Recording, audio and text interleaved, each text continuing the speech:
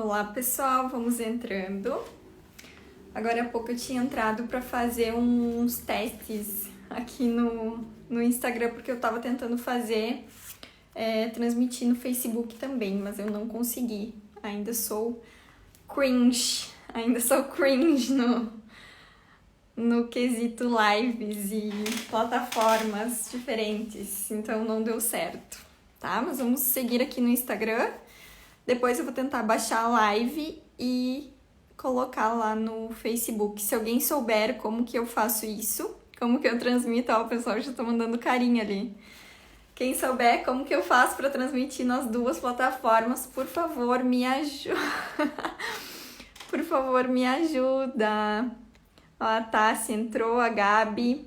Hoje nós vamos falar novamente sobre REURB, um tema super interessante que tá super na moda também. Não esqueçam de apertar no coraçãozinho para impulsionar a live e também de mandar a live para os amigos. Ali no aviãozinho vocês conseguem mandar para o pessoal entrar na live. Vai ser uma live super legal com o professor Robson, que é procurador da República e pesquisa sobre REURB. Vai ser super legal, gente. Peraí que eu já vou chamar ele aqui. Ai, hoje eu estou usando meus recebidos do aniversário, meu batom e o meu lenço que eu ganhei das minhas amigas queridas. Um beijo, Duda e Manu. A Manu mandou aqui que tá de olho no meu presente, porque eu falei que eu ia... Ontem eu brinquei que eu ia agradecer elas na live. Gente, vamos entrando aí na live. Deixa eu ver se o professor já chegou, peraí. Eu faço live porque toda vez que eu coloco música, o Instagram me corta, então... Oi, Boa boa noite, noite! tudo bom? Tudo bem? E aí, doutor? Tudo tranquilo, Tudo, Tanise? tudo bem, eu tava aqui fazendo uns testes porque eu queria tentar transmitir a live no Facebook, mas ainda não estou conseguindo, então vai ficar para a próxima. Mas depois eu vou salvar a live, daí eu compartilho lá no Facebook também. Não, mas eu acho que vai ser legal aqui no Insta mesmo e depois Sim, tenta colocar o vídeo, né? Eu acho que tem como, né? eu acho que tem sim, aham. Pessoal, sejam muito bem-vindos. Quem tá entrando, vamos apertar no coraçãozinho e compartilhar a live com os amigos para impulsionar aqui, prestigiar o professor Robson, que também é procurador da República, não é mesmo, professor? Isso, eu já fui técnico da Justiça Federal, trabalhei dentro da Justiça Federal, trabalhei nas execuções fiscais, trabalhei no atendimento ao público, trabalhei também com as audiências, era o famoso técnico assistente datilógrafo, né, do juiz. E por último, antes de sair da justiça, eu fui oficial de gabinete. Daí eu fazia sentenças, despachos, quer dizer, fazia não, né? Eu só ajudava o juiz, né? Nossa, que trajetória, sim, sim. É uma trajetória, até a minha, com certeza, de muito menos tempo, mas eu também, né? Não sei se o senhor acompanha aqui, eu fui servidora da Defensoria Técnica Administrativa por 7 anos, atendendo o balcão lá da Defensoria também. É uma Então, da experiência Defensoria super do Estado ou da do União? estado, não, do estado, aqui do estado do Rio Grande do Sul. Puxa, que legal. Pegou muita experiência, Sim, então, né? Com o atendimento de pessoas sim, carentes. Muito muito. A legal. questão, sim, muitas lições de vida lá na Defensoria também. Com certeza. Deixa eu dar E oi aí aí depois. para a Érica, que entrou, a Camille. Sejam todos bem-vindos. E depois eu Professor, fui durante 3 anos promotor de justiça também, né? No Paraná. ah, E legal. atuei, inclusive, com questões de registros públicos na época que estava no MP estadual, né? Porque no federal você não vê isso, né? Sim. São Não tem matérias nada, diferentes, né? não tem nada. Professor, sim, mas eu queria começar agradecendo aí pela disponibilidade do senhor de vir aqui no meu Instagram falar um pouco, transmitir um pouco de conhecimento aí sobre esse tema super relevante que é a REURB. A gente vê muitas questões acadêmicas em volta desse tema. Na prática, a gente sabe que muitas coisas não conseguem ser colocadas efetivadas, né, como deveria.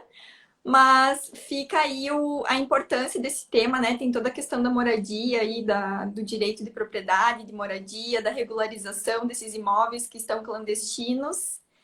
E a gente aprender, então, um pouco sobre esse assunto aí é muito relevante, né? Principalmente hoje em dia aí que a gente tem tantas formas de adquirir bens e dada a importância desses bens aí serem regularizados para entrarem no mercado imobiliário, né, para garantir as transações aí com segurança jurídica e com tudo que envolve esses direitos aí, né, professor?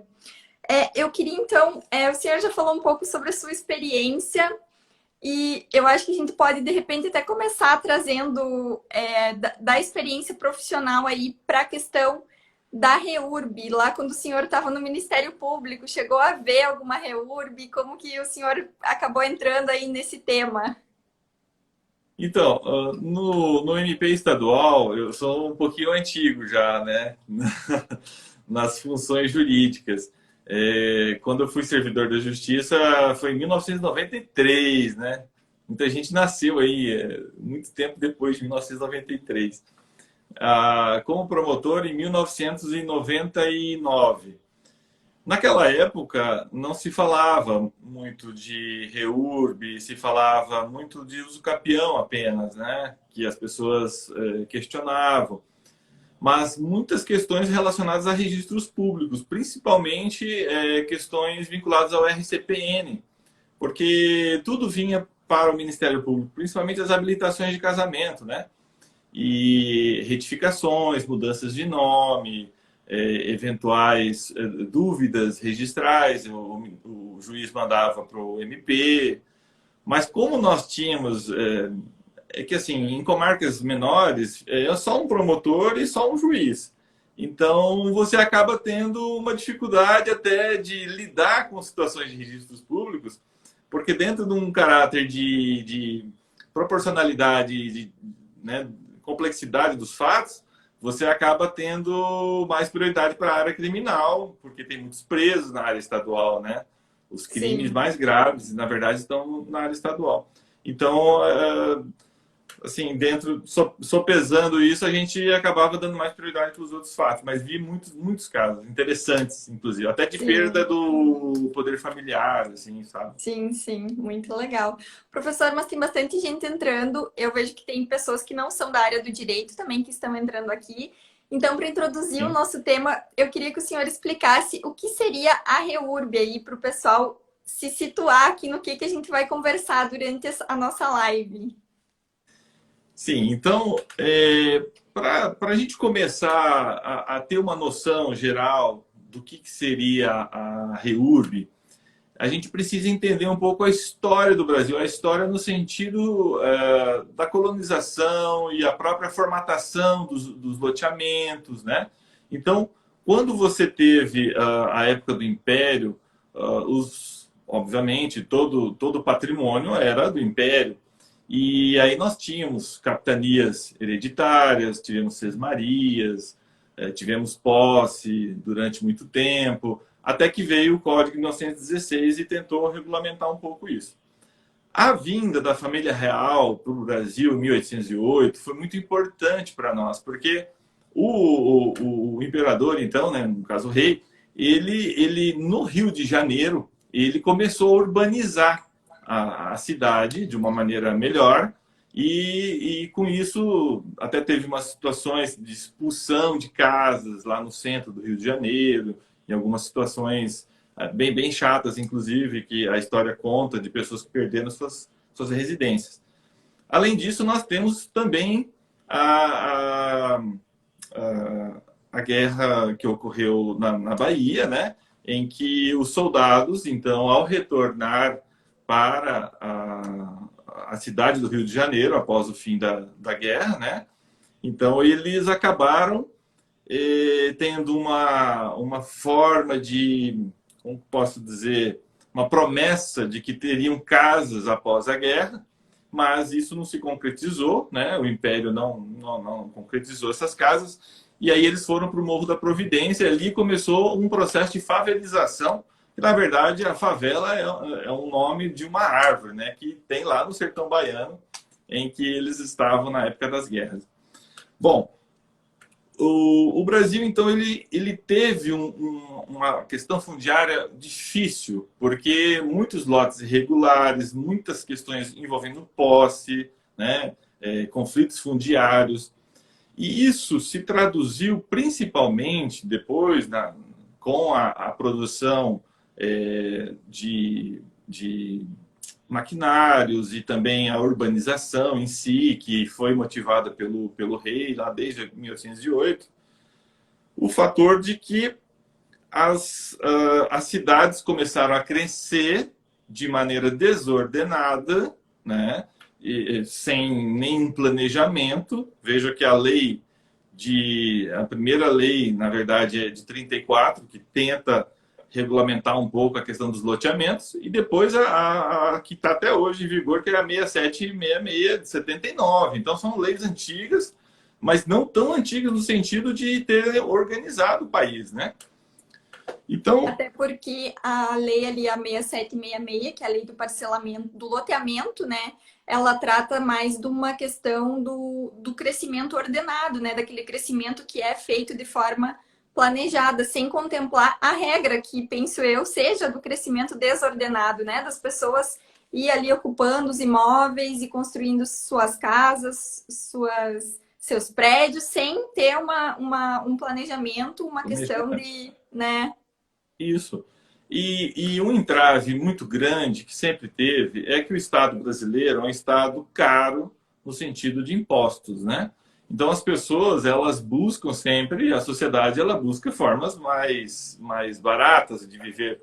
E o fato de um imóvel estar regularizado, apesar de nós termos segurança jurídica com os registros de imóveis, né, os serviços notariais e registrais, o fato é que a partir do momento de um contrato registrado no registro de imóveis, você realmente é o efetivo proprietário, e isso traduz também em ônus no seguinte sentido, de impostos, né, taxas e outras coisas que advirão daquilo. Então o Brasil ele foi crescendo, principalmente nas capitais, e isso se deve muito, muito a não termos uma reforma agrária eficiente, tá? O Brasil nunca enfrentou esse problema de maneira clara sobre a reforma agrária. Então, houve o êxodo rural, porque as pessoas estavam vivendo de uma maneira desumana na área rural, não tinham condições mínimas de se manter na área rural, porque não tinha emprego ou porque ganhava muito pouco. Então, com a propagação da ideia de que haviam indústrias, haviam perspectivas de educação em cidades grandes, começaram a migrar para cidades como Rio de Janeiro, São Paulo, Salvador, né? Porto Alegre, e assim foi se difundindo essas capitais. Então, o Brasil, ele monetizou demais a questão da terra. Poucas pessoas têm muitas terras. Nós temos hoje, para você, né, as pessoas têm noção disso, mas nós temos pessoas que são sucessores ainda de proprietários lá das capitanias hereditárias. Pessoas que tinham 20 mil alqueires, né? 10 mil alqueires. Então, as terras estavam nas mãos ainda de muitas pessoas, algumas pessoas que tinham muitas terras e, obviamente, em algumas capitais. E isso foi se monetizando e trazendo o quê? Para o subúrbio, né? Para as bordas das cidades, essa invasão, o que nós hoje chamamos, então, de áreas de assentamentos, áreas que envolvem toda uma questão social, porque as pessoas mais carentes vão claro, né, trabalhando e morando em lugares mais distantes. A grande problemática foi um dos primeiros casos que houve problema de regularização no Brasil, e aí o movimento social foi importante para isso, foi naquela área em São Paulo, se eu não me engano, perto da represa Billings, em que foram construindo e de repente estava todo povoado aquela região de São Paulo, mas era uma área irregular, era um loteamento irregular. E as pessoas não conseguiam documentos. E aí foi um dos movimentos na década de 70 ainda, né? Que eles conseguiram fazer essa regularização, mesmo sendo em áreas de mananciais, porque é perto da represa Billings, né? Mas, Não é o caso da sucintamente, favela Pullman, né? A Pullman acho que foi na década de também, 90. também. Aqui em Curitiba, por exemplo, nós temos grandes áreas de invasão, né, que ainda estão em processo de regularização. Morei em Foz do Iguaçu 2 vezes, em 2 momentos. E só para você ter uma ideia, em Foz do Iguaçu haviam 40 favelas no entorno da cidade. 40. Uma cidade como Foz do Iguaçu, então são todas áreas irregulares. Geralmente próxima do rio, na barranca do rio, na barranca de lagos, em áreas florestais, em parques estaduais, parques municipais, né? Então tem toda uma questão aí muito difícil, porque as pessoas não têm dinheiro, mas precisam ter onde morar. Então elas vão invadindo, né, áreas abandonadas, áreas de grandes empresas ou até do poder público, né? E às vezes em áreas extremamente que valem muito, áreas muito próximas ao centro. Eu acho que em Porto Alegre tem uma área quilombola, né? Bem no centro ali de Porto Alegre. Eu acho que tem, agora eu não me recordo, mas eu já ouvi falar, acho que tem sim. Tem uma área quilombola, então, uma situação diferenciada. Então, veja, desde o Estatuto da Cidade, especificamente, na verdade, desde a Constituição, porque a Constituição ela tentou trazer a questão do planejamento urbano, né, o plano diretor, trouxe o município num novo viés, no sentido dele ser realmente o dono, né, do parcelamento urbano. Então, ao trazer autonomia para o município, né, e isso até, inclusive, a minha orientadora do projeto de doutorado, a doutora Ângela Penalva, ela tem um livro muito interessante sobre políticas públicas urbanas. E ela esclarece bem isso, que, na verdade, o município ele foi alçado a uma situação de ente federado, que antes ele era, na verdade, só como se fosse um setor, Administrativo. um órgão administrativo. Só que a contrapartida não veio no sentido tributário, Financeiro, econômico. econômico. Então você jogou muita responsabilidade, veja, toda a parte que nós vamos falar aqui, né, ainda que sucintamente, mas tudo recai sobre o município, com Sim. apenas 3 impostos, e que não são os impostos mais assim, rentáveis para um ente público, né? Sim, e muito interessante essa questão da monetização, né? Que muitas vezes as favelas acabam indo para áreas que com o tempo acabam se valorizando. É aquele livro que nós estávamos comentando antes, que é da Raquel Ronick, né? Sobre Guerra dos Lugares, que ela conta justamente isso, que lá no Rio de Janeiro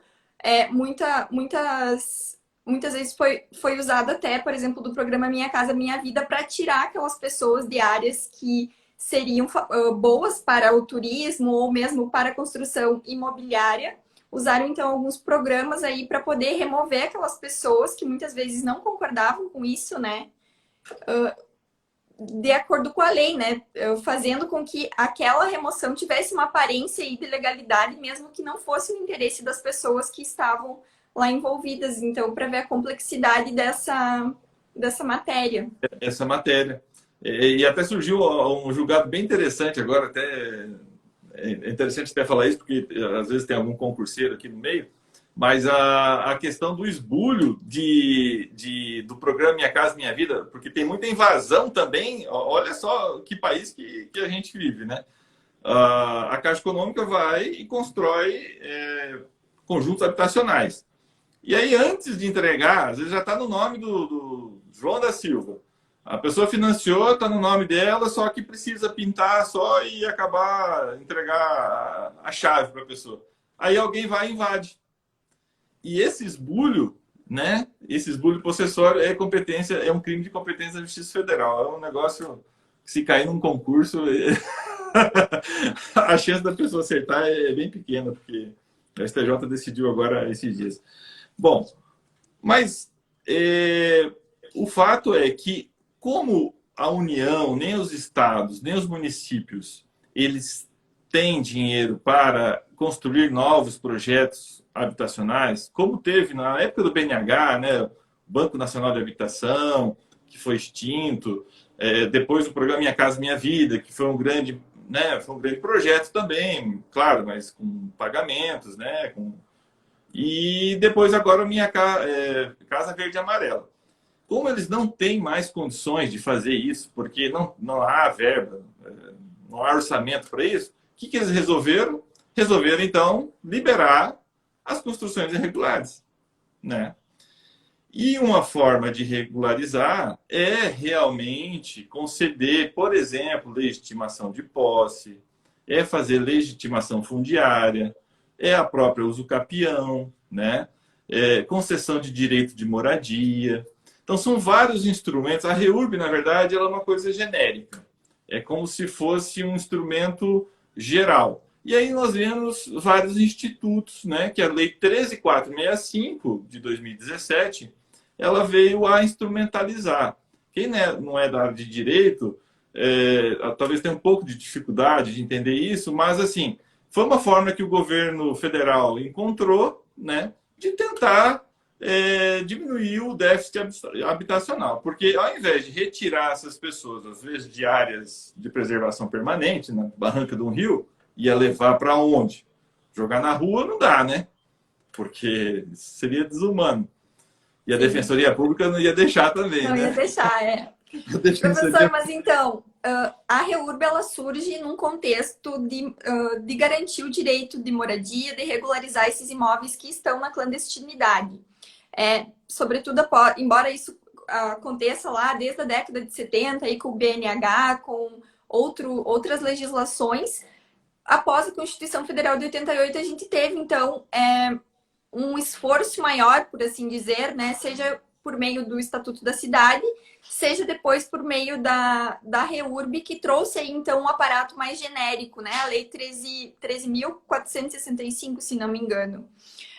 Mas, Isso. então, todos esses instrumentos, muitos deles já estavam previstos no ordenamento jurídico e foram trazidos novamente na REURB, meio que unificando ali todas as hipóteses de regularização. Então, nesse contexto do direito à moradia, será que a gente poderia pensar que a REURB só pode ser usada para imóveis residenciais ou não? Ela seria possível também para imóveis não residenciais? Nesse contexto, nós teríamos basicamente três espécies de REURB vindas pela Lei 13.465, né? Que é a REURB para as pessoas carentes, que é a REURB-S, que é essa isenta de todos os impostos e emolumentos para os cartorários. Então, essa seria o foco principal. Mas nós temos também a REURB-E, que é a REURB normal, no sentido de que as pessoas não são carentes. E temos uma REURB chamada inominada, porque é aquela anterior à lei de 1979, que são poucos os casos ainda, mas existem, né? Porque nós temos várias situações pelo país aí, antigas, né? Muitas situações antigas. A lei, ela em nenhum momento, ela veda a regularização de imóveis não residenciais.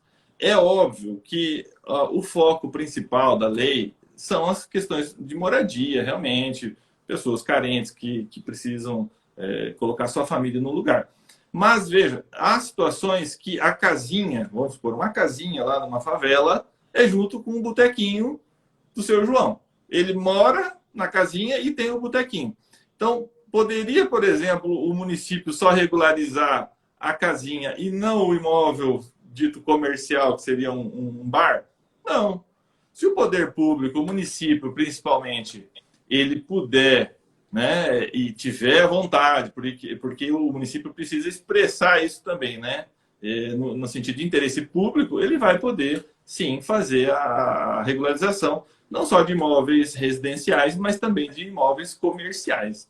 Porque, veja, vamos pensar assim, é uma comunidade. Isso geralmente são bairros já formados. Você já pega lá bairro, por exemplo, aqui em Curitiba temos uma região aqui da cidade, vamos supor, que já é uma favela consolidada, né? E aí você vai só regularizar os imóveis comerciais? Não, lá tem mercadinho, tem bar, tem farmácia, tem posto de gasolina. Então vai regularizar tudo, né? Vai regularizar tudo. E é óbvio que é melhor que se faça de uma vez, né? Sim, com certeza. Então, para o pessoal que está chegando agora, nós estamos falando de REURB. O professor explicou aí toda a questão histórica do fundiária no Brasil, né? Rapidamente, porque é muito, muito complexa. E nós falamos também da REURB, então, das espécies de REURB. Estávamos falando que a REURB ela surge num contexto de garantir o direito à moradia, porém ela também admite, né, até pelo princípio ali, a Vitória colocou até pelo princípio da geração de renda, ela admite também que imóveis que não estejam sendo usados principalmente para fins de moradia sejam também regularizados. Quero dar uma boa noite ali para o professor Eugênio, que entrou, seja bem-vindo.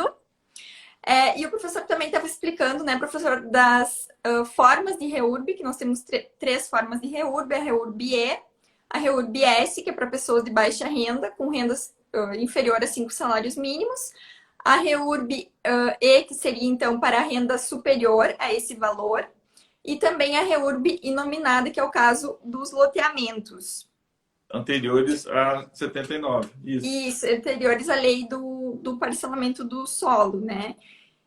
Professor, mas então, de acordo com a lei 13.465, quais seriam os principais atores? O senhor mencionou ali a questão do município, né? Da importância do município, principalmente após a Constituição Federal, que o município foi elevado a ente federativo. Mas será que além do município, nós temos outros atores aí na concretização da REURB? Então, Tanise, a REURB ela é um complexo de atribuições, na realidade, e que consegue, e deveria, pelo menos, conseguir unir os órgãos. Porque apesar do município estar com essa principal responsabilidade, que é a de fazer a planta, fazer a demarcação urbanística, fazer todo o estudo, fazer cadastro família por família. Então, é um trabalho extremamente custoso, demorado, mas veja, nós temos que ter a união, principalmente aí, do Ministério Público, tá? Da Defensoria Pública, do Registro de Imóveis, muitas vezes dos tabeliães, porque envolve sucessões e podem ser feitos inventários, né, e partilhas, e envolve nas regiões metropolitanas, por exemplo, aqui em Curitiba nós temos a Comec, que é a região metropolitana de Curitiba. Então, envolve o Estado do Paraná, porque o Estado é o administrador, a autoridade central dessa região metropolitana. Sem essa união desses agentes, né, agentes públicos, dificilmente uma REURB sairá do papel.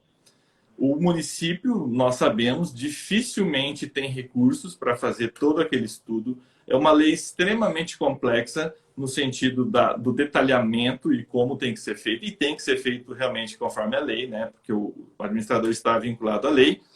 Mas, sem essa vinculação, nós não conseguiríamos fazer REURB. E em alguns momentos, e aí nós temos um caso muito interessante da juíza doutora Laura Ullmann, de Tramandaí, em que ela atuou de maneira muito eficaz em várias regularizações judiciais, fazendo a adjudicação compulsória inversa, né? Que é uma forma também de se regularizar.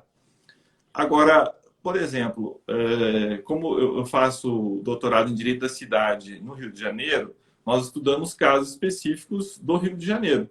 E lá nós temos várias situações que envolvem, inclusive, não só esses agentes que nós falamos, mas envolvem as companhias de habitação.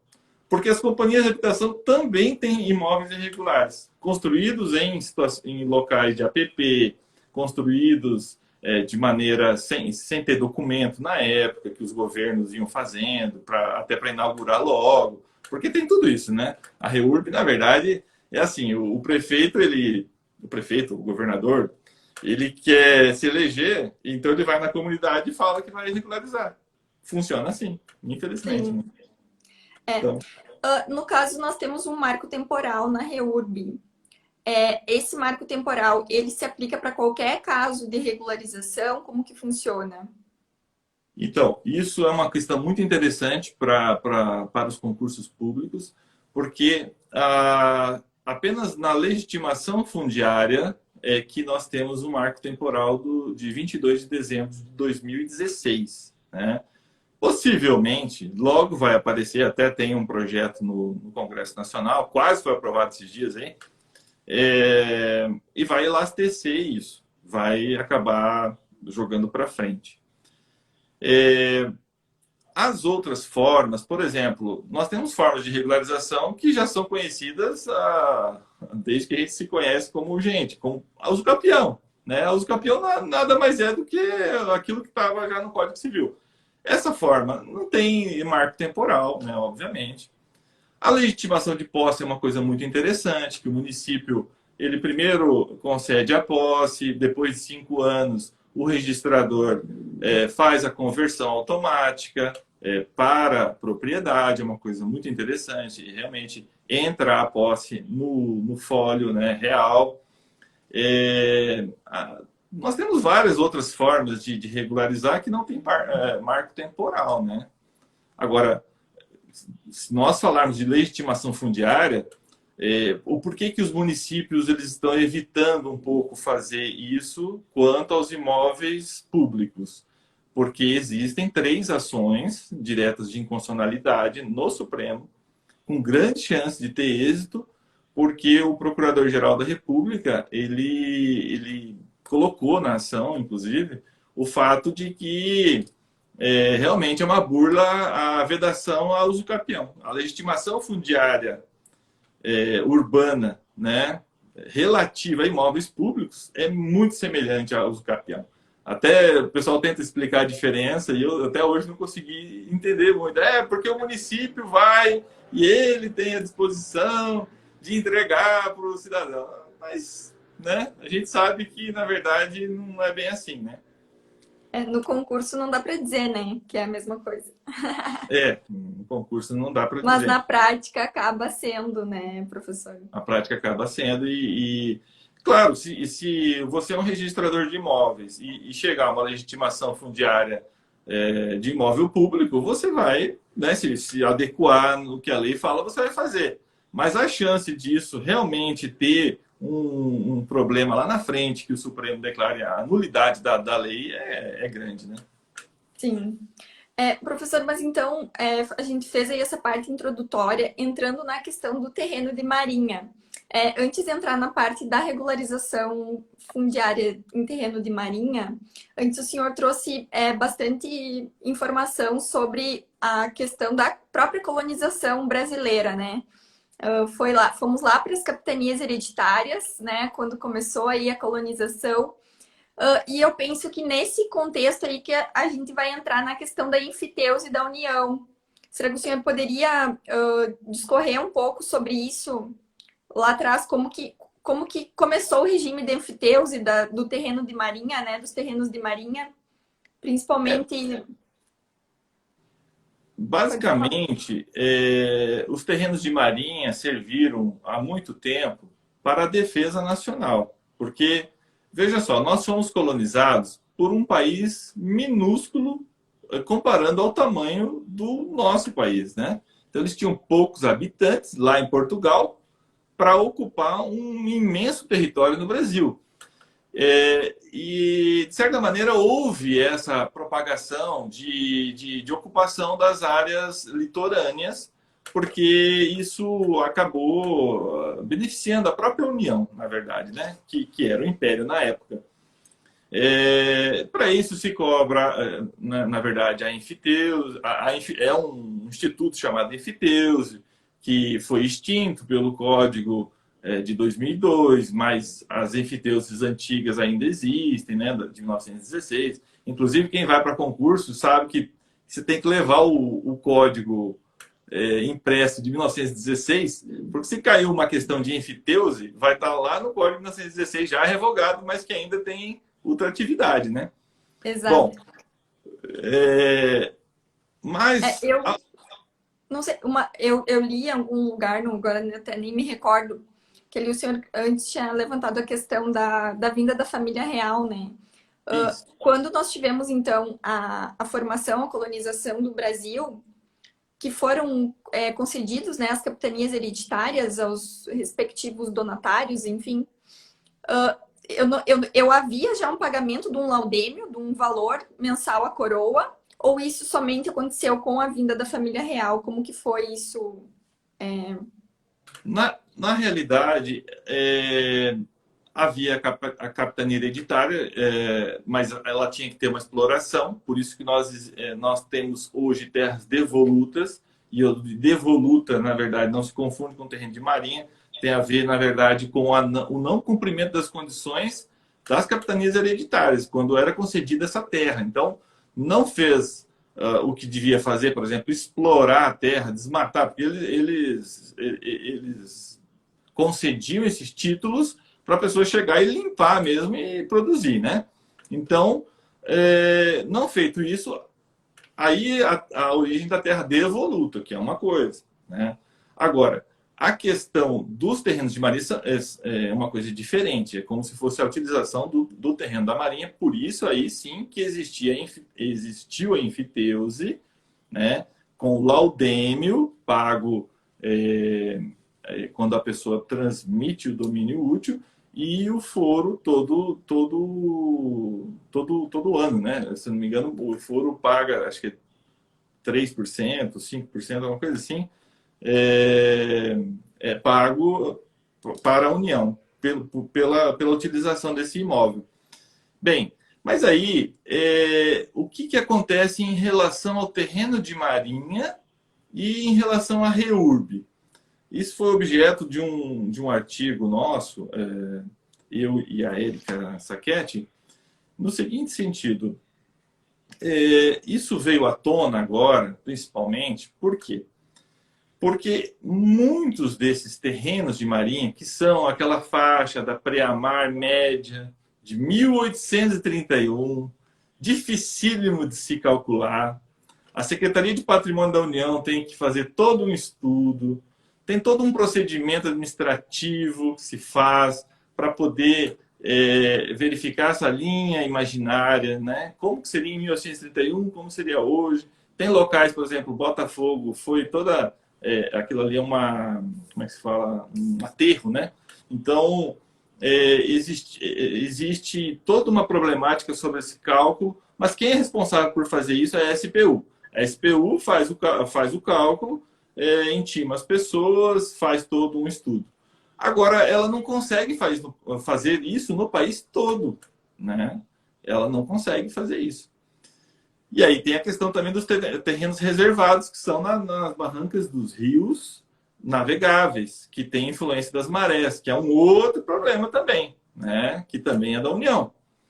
Mas veja, o fato é que há muita irregularidade no sentido de não ter sequer registro desses imóveis na faixa de terreno de marinha. E é interessante que, mesmo que o Código Civil tenha acabado com as enfiteuses civis, manteve para as enfiteuses da União. E ainda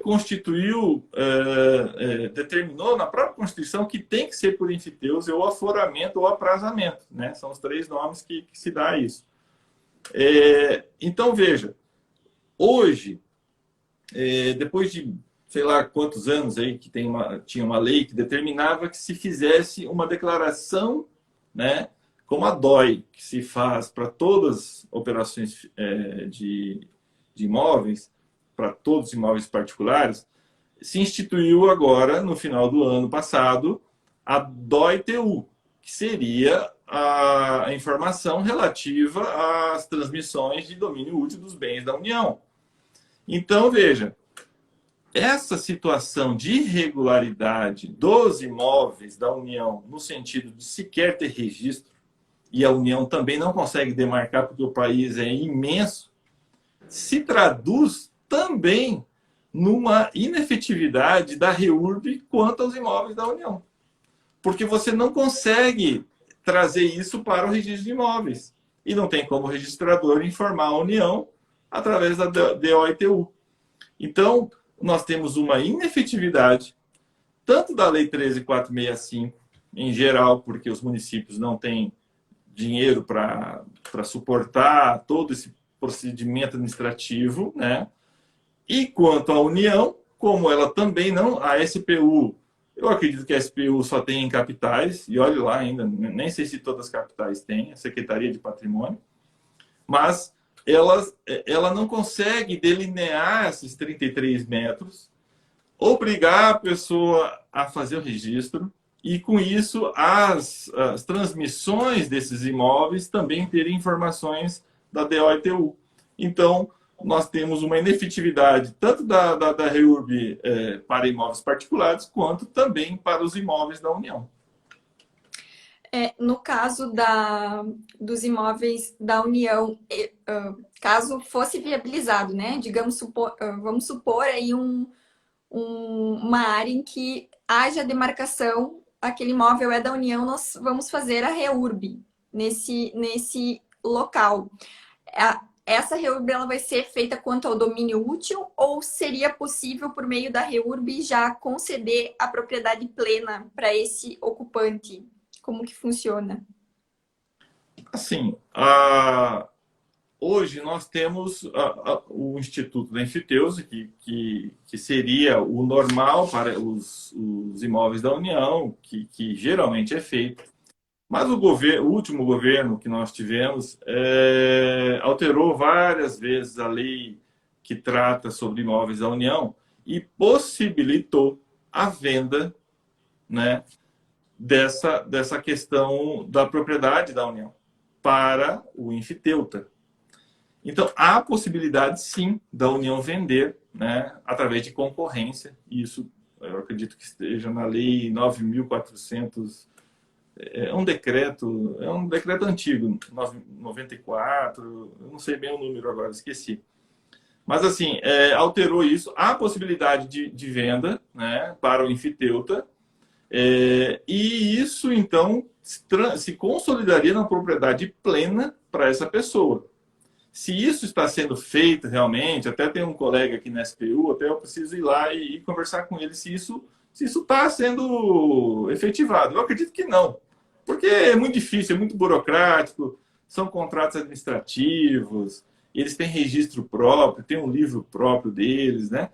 Mas acredito que possa ser feito, há possibilidade jurídica, e a regularização seria feita inicialmente para regularizar o domínio útil, né? Para numa sequência se fazer a consolidação plena para os ocupantes ali.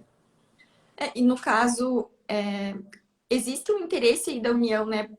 Principalmente quando não há essa enfiteuse instituída, né? Digamos, uma ocupação aí que não foi lá para a Secretaria de Patrimônio da União. Se você for regularizar, então, essas pessoas passariam a pagar o laudêmio, né? Eu penso que, então, seria um interesse do ente estatal possibilitar essa regularização também, né, professor, nesse sentido? Sim, sim. Porque, veja, não é interessante para ninguém essas invasões, ainda mais porque, em tese, nós precisaríamos ter aquela reserva da restinga para evitar aqueles assoreamentos, evitar quando, né, o mar avança na linha ali da praia. Então, é interessante que tenha realmente uma demarcação pela Secretaria de Patrimônio da União para que se evite toda uma invasão e até uma deformação urbanística, né? Porque quando você não regulariza, você tem construção de 30 metros quadrados e uma mansão de 2.000 metros quadrados do lado, né? Na beira, né? Na frente do mar. E geralmente fechando acesso à praia, e a praia todos sabem que é um bem público de todos. Então, se a União realmente ela conseguisse fazer essa demarcação, deixando tudo regularizado e possibilitando, por exemplo, até a própria, né, venda desse domínio útil, né, e a propriedade plena para as pessoas, ótimo. Isso seria importante para o país, né, para ter uma organização. Mas o que a gente vê é bem ao contrário. As áreas litorâneas são geralmente aquelas totalmente desorganizadas, né, em muitos locais. As pessoas têm que se utilizar daquelas servidões minúsculas para chegar na praia, porque as pessoas vão construindo e não deixam espaço para os pedestres ou para carros. Então, por quê? Porque a SPU não fiscaliza. E nisso existem muitas ações do Ministério Público Federal contra a União, obrigando a União a demarcar, né? Tanto nos rios navegáveis, quanto também na questão litorânea. Essas barraquinhas que vendem lanche, essas coisas estão tudo irregular, né? Isso aí é. Mas são os coitados também, né? Esses. Sim, sim. No caso, o Ministério Público federal, né? No caso, ele entra com medidas judiciais ou isso acontece mais em âmbito administrativo? Como que está se encaminhando isso?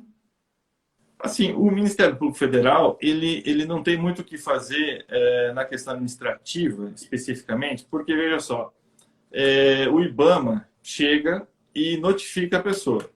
Notifica dizendo assim, ou se está em construção uma casa, por exemplo, na beira de uma APP ou mesmo na beira do mar, né? Ele vai notificar e isso vira crime, porque é um crime construir em locais que, né, são preservação permanente, e também vira um inquérito civil público. Geralmente, se está em construção, a gente consegue embargar e aquilo depois acaba sendo demolido. Agora, se já tem pessoas na casa, por exemplo, residindo, só ação judicial. Então, né, posso contar uma situação prática que ocorreu, que eu atuei, que é assim, o Parque Nacional de Ilha Grande, ele faz divisa com dois estados, né? Paraná e Mato Grosso do Sul. É um parque lindíssimo, assim, com um bioma incrível, só que foi criado e lá haviam muitas pessoas totalmente, assim, tinha de tudo, né? Tinha pescador, que tinha casa lá, tinha bares, daí tinha clubes, e tinha os ribeirinhos que os caras nasceram lá naquela ilha e viviam lá a vida deles. Então, o que aconteceu? Quando criou o parque, nós começamos a fazer um detalhamento sobre quem estava ocupando aquela área do Parque Nacional de Ilha Grande. E aí fizemos uma triagem assim. Quem faz o quê, mora onde, como que faz. Então, acabou que o seguinte, tivemos que ajuizar as ações, porque as casas estavam todas construídas, as casas estavam com pessoas morando dentro, e no final o juiz ele acabou fazendo o seguinte, ele determinou a demolição com o ônus para o próprio ocupante, tá? Demolição e retirada dos materiais, com o próprio ocupante, que saiu muito caro, porque tirar de uma ilha é muito caro. E então determinou a retirada desse material, mas o único que ele mandou permanecer foram os ribeirinhos, que eram pessoas que comprovaram que moravam no local, que tinham filhos lá, os filhos estudaram, eram pescadores, e eles ajudavam, inclusive, a preservar o meio ambiente nesse local, porque evitavam incêndio, cuidavam dos animais, né? E não são predadores, na verdade, né? Esses ribeirinhos, eles são nativos ali da região, eles querem morar ali, né? Então eles não têm por que destruir as coisas. Sim, muito interessante, professor. Mas e dando continuidade, então, a gente tem também a questão não apenas do terreno de marinha, como também dos imóveis públicos. Seria possível entrar também na REURB os imóveis públicos? Nós temos previsão aí na Lei 13.465. Como que isso seria feito? Uso capião, aí nós já falamos, né, da questão da legitimação, mas será que a gente poderia falar um pouco mais aí sobre essa questão? Olha, especificamente sobre imóveis públicos, tirando a legitimação fundiária, que está em discussão né, sobre a constitucionalidade ou não, por ser muito parecida à questão da usucapião, e seria vedado desde o Código de 1916, tem uma súmula do Supremo, inclusive, nós teríamos ali a questão da concessão do direito real de moradia, inclusive de imóveis públicos. Isso é interessante também, porque quando você concede isso, você resolve um problema, não tira do patrimônio da União, do Estado, do município, a pessoa continua morando no imóvel público e dá uma destinação social importante, né? O usucapião não vai conseguir, outras formas de acesso de instrumentos também são impossíveis praticamente de se conseguir em relação, por exemplo, uma doação. Pode-se fazer uma doação de um terreno público? Talvez possa. Mas, assim, é muito questionável, né? Poderia ser feita uma desapropriação de uma área, por exemplo, o poder público desapropria uma área para fazer um conjunto habitacional. Aí sim, aí nós poderíamos ter uma forma de REURB e isso transitar juridicamente, né? Então, mas é muito limitado, muito. Eu diria que a REURB é voltada para imóveis particulares. Sim, Mas, muito temerário também, né? Porque vai, temerário, enfim. temerário. Mas Inclusive então, da Caixa Econômica. Da Caixa Econômica sim, também, porque o Supremo decidiu que esses imóveis da Caixa Econômica não podem ser usucapidos, porque eles têm verba pública, né? Então, aí você cai na mesma situação. Se o imóvel teve aquele financiamento habitacional da Caixa Econômica, ele não vai poder ser usucapido também. também tem essa questão. Aqui no interior é muito comum esses conjuntos habitacionais que são concedidos ao particular por meio da concessão de uso e muitas vezes não tem matrícula.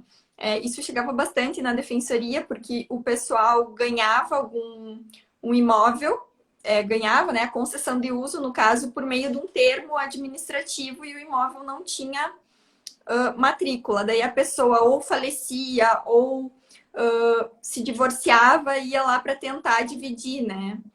Mas daí tu tem que aquele bem é do estado, é do município. Seria possível regularizar isso por meio da REURB também? Olha, não vejo um entrave legal, assim, uma vedação expressa sobre isso, né? Eu acho que, inclusive, é interessante uma questão que também daria para fazer um silogismo aí, a questão do mora ilegal, né, que tem no Rio Grande do Sul. Aqui no Paraná não tem isso, mas eu acho muito legal. Eu gosto de estudar sobre o mora ilegal, que é a questão da extremação, né, dos imóveis ali condominiais. Mas não vejo vedação expressa assim, sobre isso, em tese possível, né? Porque Em um tese seria dos possível. instrumentos que a lei da REURB permite é justamente a concessão de uso. Mas a Concessão de concessão. uso, isso. Pois é, mas muitas vezes a concessão de uso ela acaba sendo feita no âmbito administrativo, né? É, Não é levado. no âmbito administrativo, e aí ela consegue adentrar ao registro de imóveis, né? Se eu não me engano, esses contratos administrativos são admitidos, né? Sim. No RI. Então, eu acredito que seria uma forma de REURB também, né? Mas o fato é que, até a gente conversou antes, e a gente estuda algumas coisas interessantes da desregularização, né? Também. Também. Porque, veja, existem comunidades, é tão absurdo, né, isso no Brasil, e as comunidades que foram regularizadas, é, foram implantados todas as vias de transporte, também a questão de água, energia, escolas, né, postos de saúde, e de repente começa a ter outras invasões, abandonos de residências, né, e começa a se desregularizar. As pessoas não pagam IPTU, porque o grande problema é que as pessoas, às vezes, elas não querem realmente que se regularize por conta de ter que pagar IPTU. Ela acha que é muito dinheiro, né? Então, há essa questão que as pessoas pedem para não regularizar. Isso é E incrível, né? muitas vezes, até quando vão adquirir imóveis, né, as pessoas dão, pessoas de baixa renda acabam dando preferência para imóveis que não estão regulares, justamente por eles serem mais baratos, né? Então, quando o imóvel é regularizado, ele sofre uma valorização. Então, tem tudo isso, que às vezes esse imóvel regularizado acaba ficando, dependendo da área, acaba prejudicando aí a venda do imóvel, né? Prejudicando no sentido, enfim, porque Sim. esse imóvel, as pessoas que comprariam esse imóvel, comprariam ele na informalidade. E agora, quando ele se tornou regular, elas já não têm condições de adquirir esse imóvel, né? Tem isso também. Sim, o Hernando de Soto, naquele livro Economia Subterrânea, ele aborda essa questão, claro, relativa ao Peru, porque o Peru tem uma economia diferenciada em relação ao Brasil, mas algumas situações são muito parecidas, né? As favelas, essas comunidades abandonadas ao narcotráfico, milícias, né? Então, o que acontece? Ele fala muito bem disso, no sentido de que esses imóveis eles estão fora do mercado. Eles acabam sendo imóveis que não vão ter uma repercussão econômica para ninguém, a não ser para, né, aqueles contratinhos de gaveta que ficam ali para lá e para cá, né? Mas o cara não vai poder fazer grandes reformas, não vai ter investimento público, muitas vezes não tem asfalto, não tem posto de saúde. Então, quando esse imóvel vem para a nossa, né, a nossa formalidade registral, isso transforma aquela comunidade, né? E isso nós temos no Rio de Janeiro várias comunidades que foram regularizadas e hoje são até pontos de visitação, as pessoas gostam de ir. Por quê? Porque está regularizado, né? Chega ônibus, as crianças estudam, né? Tem toda essa situação. Agora, que é um entrave realmente a questão do IPTU, porque o sujeito pensa na primeira coisa, mas eu vou ter que pagar IPTU? É a primeira coisa que eles falam, né? Eles não querem pagar IPTU. Sim. E envolve também, é interessante essa questão da REURB, e a gente está lidando com algumas situações, envolve, é tão confuso isso aí, porque às vezes envolve sucessão também. Veja, às vezes o real proprietário já morreu, aí os filhos já, né, estão na posse daquele imóvel, e então você teria que fazer um inventário para daí depois fazer a partilha e aquilo ir para o registro. Então, veja, você envolve uma gama de problemas que não é de fácil solução. Aí você joga tudo para o município, né? O município fazer essa averiguação. Isso é muito difícil, né? Muito. Muito difícil. E muitas vezes tem toda a questão política, né, que o senhor abordou. Daqui a pouco, enfim, isso gera responsabilidade, né, pro gestor municipal também, dependendo da forma como é feita, né? Sem contar a falta de estrutura também que o município não tem. Porque, veja, para fazer todo esse estudo que o município tem que fazer, aquele estudo de viabilidade, o projeto, ele vai ter que provavelmente contratar por licitação alguma empresa, alguém especializado. E hoje tudo vira improbidade administrativa, né? Então, né, aí o administrador ele fica naquela situação, vou fazer, não vou. Aí às vezes acaba deixa para outra administração, né? Porque isso deixa para outra administração. Mas eu acredito assim, a intenção da lei, a intenção em si, foi muito boa. O legislador ele quis realmente dar um passo à frente.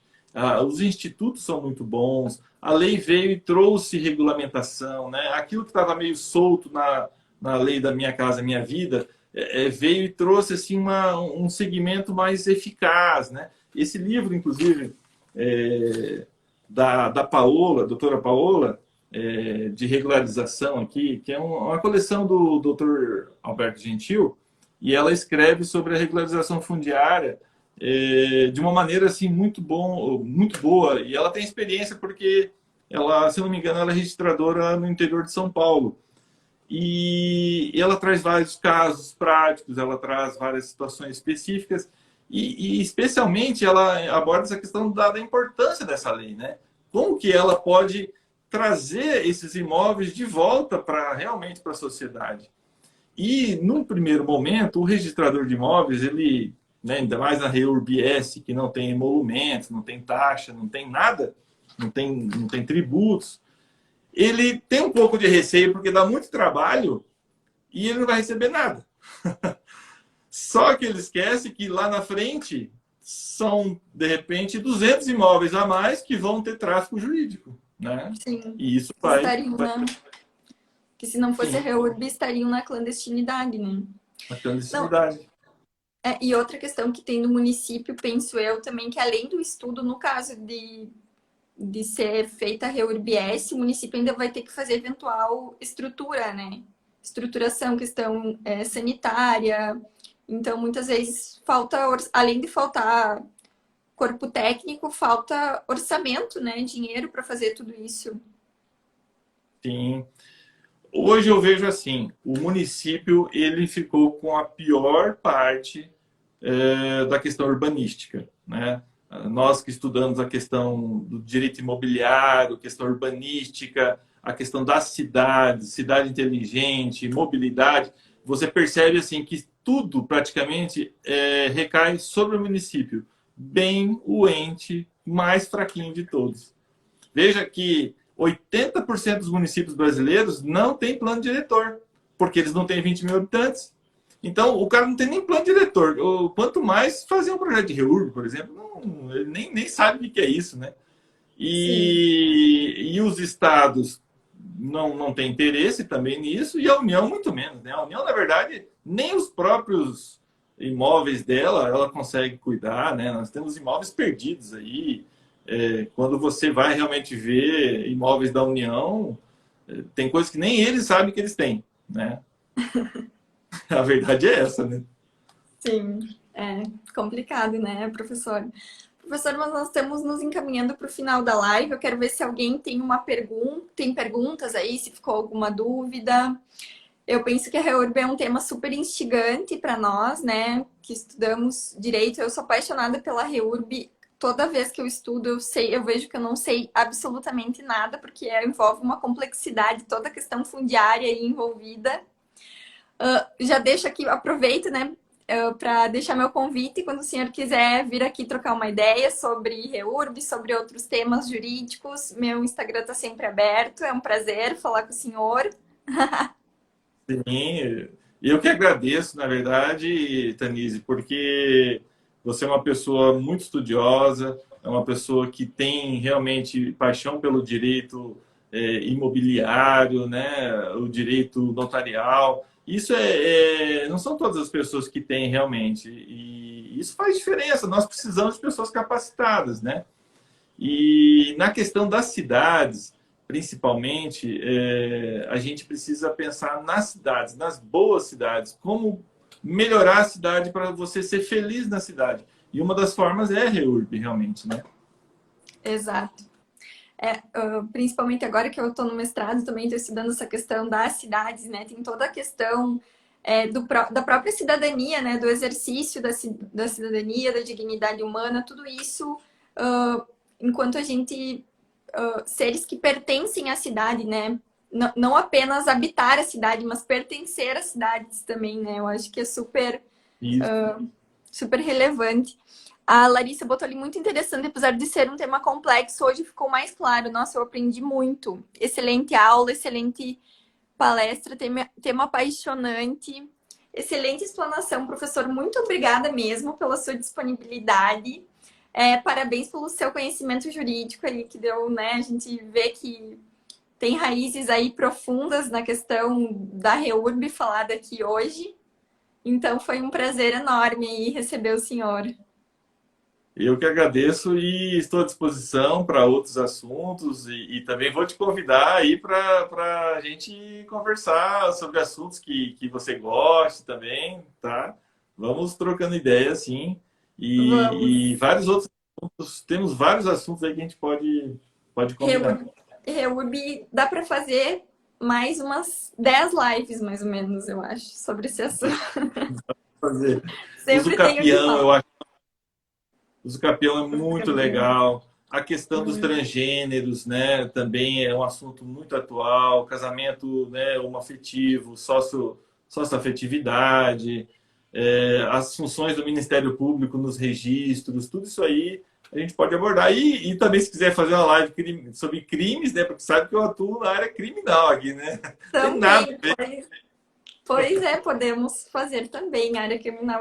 Sabe que eu estagiei no MPF, depois fui trabalhar na defensoria, então eu tenho aí uma ligação com a área criminal. Eu sempre, quando eu começo a estudar, eu gosto. Essa Que parceria tende a ótimo. render muitos frutos em outras lives. Pessoal, muito obrigada pela presença de todos vocês. Agora vamos aproveitar aí a sexta-feira, né? Isso. Descontrair um pouco aí. Então, muito obrigada, professor. Um abraço e até a próxima. Até a próxima. Tudo de bom. Tudo de bom. Tchau, tchau. Tchau, tchau.